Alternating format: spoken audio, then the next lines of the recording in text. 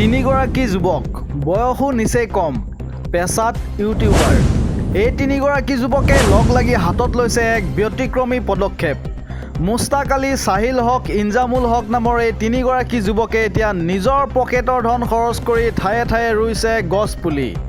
পৃথিৱীখনক সেউজীয়াকৈ সজোৱাৰ মন মুস্তাক, সাহিল আৰু ইনজামুলৰ।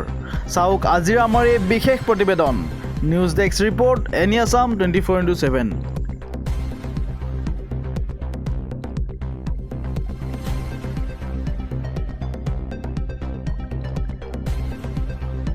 দিনা তেওঁলোকে ঠায়ে ঠায়ে এইদৰে গছপুলি ৰোপণ কৰিছে। আমি তেওঁলোকৰ লগত আমি পোনে পোনে কথা পাতিবৰ কাৰণে আমি চেষ্টা কৰিম।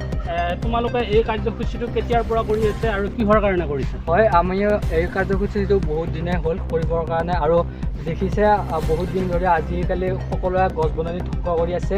আমি ভাবিছোঁ যে গছ বননি ধ্বংস কৰাটো এটা অপৰাধ। সেয়েহে আমি কেইজনমান যুৱক লগ লাগি আমি নতুন পদক্ষেপ এটা হাতত লৈছোঁ, যাতে আমি পৃথিৱীখন আকৌ নতুন ৰূপত গঢ়ি উঠাওঁ। সেয়ে আমি ভাবি এই কাৰ্যসূচীটো হাতত লৈছোঁ। ক'ত ক'ত এতিয়া বৰ্তমানলৈকে গছপুলি ৰোপণ কাৰ্যসূচী কৰি? আমি বৰ্তমানলৈকে এফালে লাউজনত ৰুলোঁ আৰু এফালে বহুত জেগাত বহুত ঠায়ে ৰুলোঁ, এনেকৈ ৰুই আছোঁ। গাইজ, কি হ'ব আপোনালোকক জনাব পাৰি সুখী হৈছে যে আমি এটা নতুন পদক্ষেপ হাতত লৈছোঁ। পৃথিৱীৰ প্ৰায়ভাগ মানুহে এতিয়া বৰ্তমান গছ বননি ধ্বংস কৰি আছে। ধুনীয়া পৰিৱেশ নষ্ট কৰাটো এক জঘন্য অপৰাধ, আৰু বৰ্তমান অপৰাধ সকলোৱে কৰি আছে কোনো ধৰণৰ বাধা অনুভৱ নোহোৱাকৈ। সেয়ে ভাবিছোঁ আমি সপ্তাহত 2 দিনকৈ হ'লেও গছৰ পুলি ৰুব চেষ্টা কৰিম। আৰু যিসকলে আমাক সহযোগ কৰিব বিচাৰে, আমাৰ 3জন মেম্বাৰ আছে, যিকোনো এজনক মেছেজ কৰিলেই হ'ল।